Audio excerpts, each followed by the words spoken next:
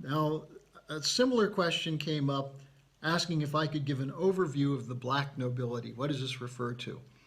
Well, if you know something about history, there have been fights going back to the 13th century over who would control the Holy Roman Empire, which was the merger of the Catholic Church and the states of mostly Central Europe and Spain.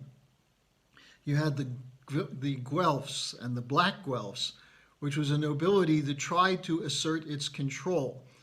This was largely an old Roman aristocracy with families which still exist, like Colonna, Orsini, Pallavicini.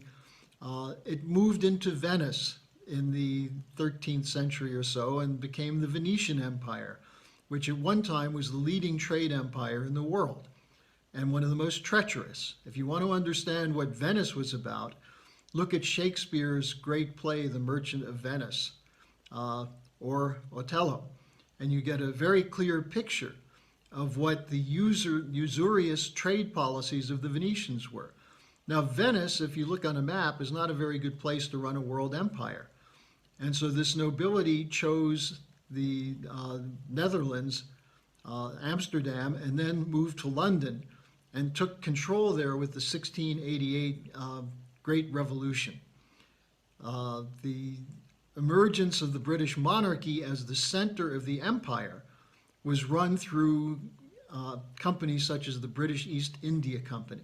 And that became the basis of the empire. Now, in its modern version, the black nobility is a reference to the manipulations in the 1870s in Rome having to do with the Vatican.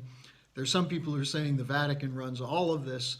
But the fact of the matter is, if you look at where the power is coming from this nobility, which asserts its right based on birth, that is, its birthright, to rule and run the world, it's now centered in London, with Wall Street as a secondary function.